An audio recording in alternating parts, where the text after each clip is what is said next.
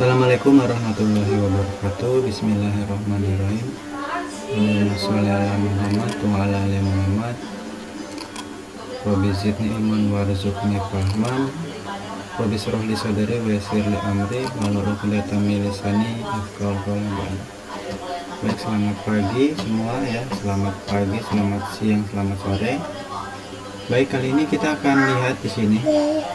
Kita akan belajar IPS ya materinya.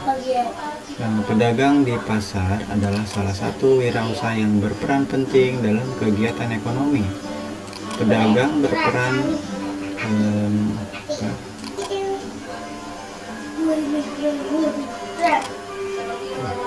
sebagai salah satu wirausaha yang berperan penting dalam kegiatan ekonomi.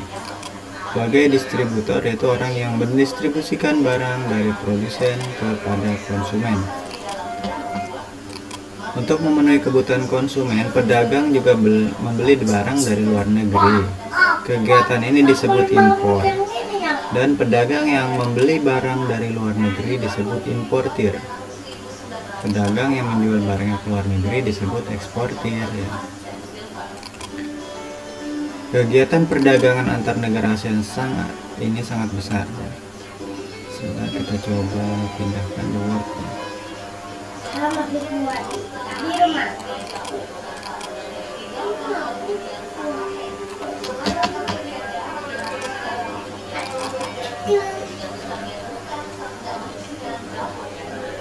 Kita pindahkan di Word supaya lebih jelas tulisannya dan lebih enak membacanya.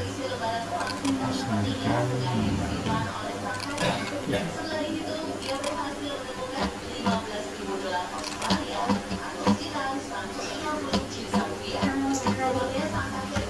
Baik, kita selanjutkan ya. Untuk memenuhi kebutuhan konsumen, pedagang juga membeli barang dari luar negeri.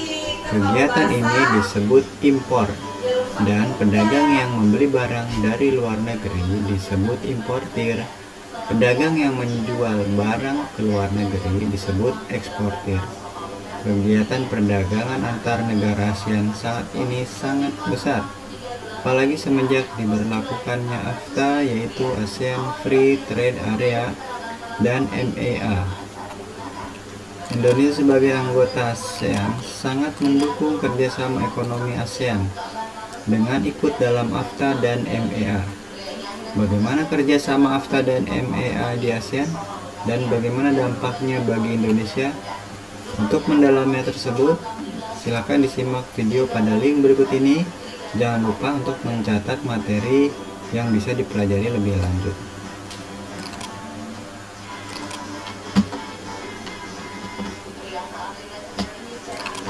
Klik ya videonya.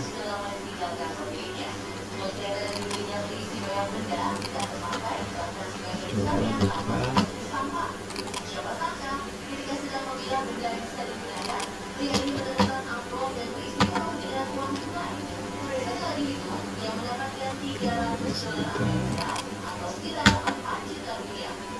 Oke, kita buka videonya. Kita lihat.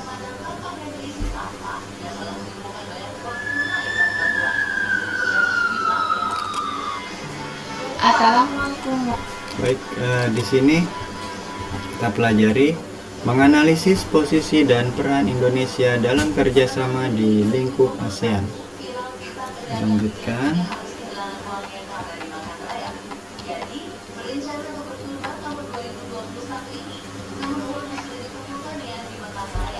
Oke, kita baca ya. Posisi dan peranan Indonesia di bidang ekonomi dalam lingkup ASEAN. Menjadi anggota Koperasi ASEAN ya, yang pertama ini ya.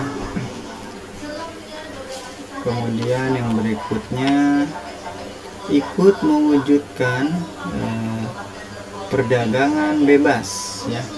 Ikut mewujudkan perdagangan bebas. Kita lanjutkan lagi. Berikutnya Indonesia menjadi markas Komite Pangan, Pertanian, dan Kehutanan. Berikutnya Indonesia mendirikan industri pupuk ASEAN di Aceh. Kemudian melakukan kegiatan perdagangan antar negara anggota ASEAN. Kemudian ikut menyukseskan tahun kunjungan ASEAN. Kita ulangi ya, posisi dan peranan Indonesia di bidang ekonomi dalam lingkup ASEAN. 1. Menjadi anggota Koperasi ASEAN. 2. Ikut mewujudkan kawasan perdagangan bebas. Indonesia menjadi markas Komite Pangan, Pertanian, dan Kehutanan. Indonesia mendirikan industri pupuk ASEAN di Aceh. Melakukan kegiatan perdagangan antar negara anggota ASEAN. Ikut menyukseskan tahun kunjungan ASEAN. Teruskan, ekspor dan impor.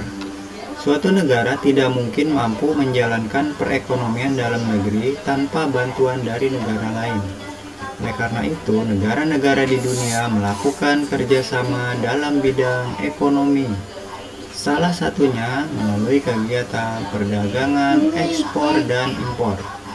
Ekspor merupakan kegiatan pengiriman barang ke luar negeri.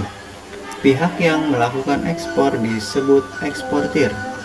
Impor merupakan kegiatan memasukkan barang dari luar negeri ke dalam negeri.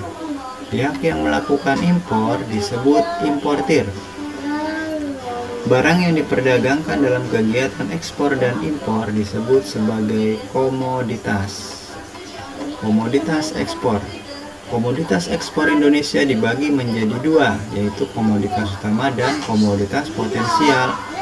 Komoditas utama contohnya tekstil dan produk tekstil, elektronik, karet, dan produk karet.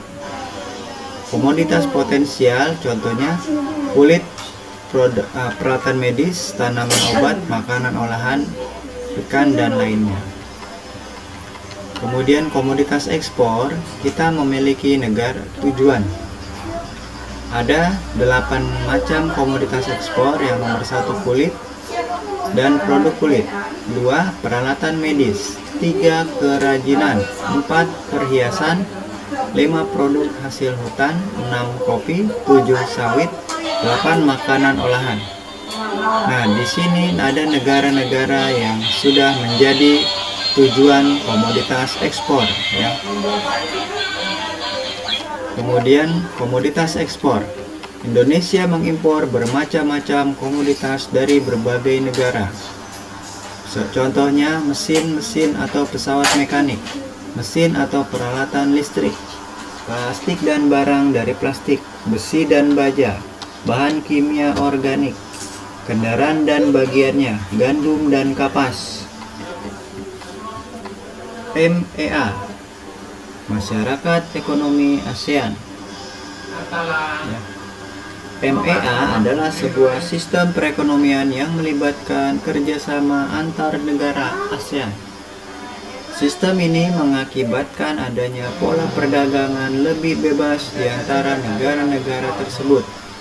Dalam bahasa lain, MEA dikenal dengan istilah AEC, ASEAN Economic Community. Baik, kita lanjutkan.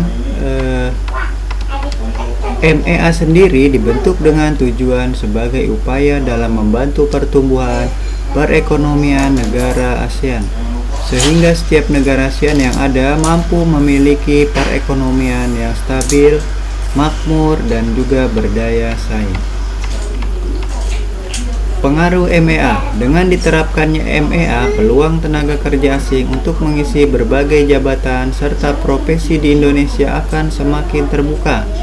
Begitu pula sebaliknya, tenaga kerja Indonesia juga mempunyai peluang lebih besar untuk bekerja di negara-negara anggota ASEAN lainnya. Hal ini menandakan bahwa kualitas produk dan sumber daya manusia Indonesia harus terus ditingkatkan agar mampu ikut berpartisipasi bersama tenaga kerja asing. Dampak MEA. Dampak positif dari MEA adalah mampu membuka peluang lapangan kerja yang lebih besar sehingga akan banyak tenaga kerja yang dibutuhkan.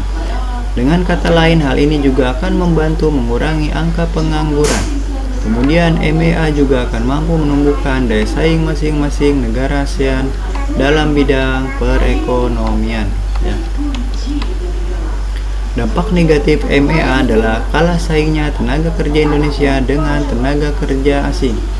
MEA mengakibatkan terjadinya perekrutan tenaga kerja asing oleh berbagai perusahaan yang ada di Indonesia. Hal ini dapat menyebabkan tenaga kerja lokal Indonesia tidak mendapat tempat di perusahaan-perusahaan yang ada. Padahal jika mereka tenaga kerja Indonesia diberikan ruangan untuk berkarya, bukan tidak mungkin mereka memiliki kualitas kerja yang lebih dari tenaga kerja asing tersebut. Baik, itu saja ya materi yang bisa disampaikan hari ini. Nanti ada soal yang akan diberikan. Mohon maaf apabila ada kekurangan. Sekali lagi mari kita ucapkan hamdalah, alhamdulillah. Subhanakallahumma wabihamdika asyhadu an la ilaha illa anta astaghfiruka wa atubu ilaik. Assalamualaikum warahmatullahi wabarakatuh.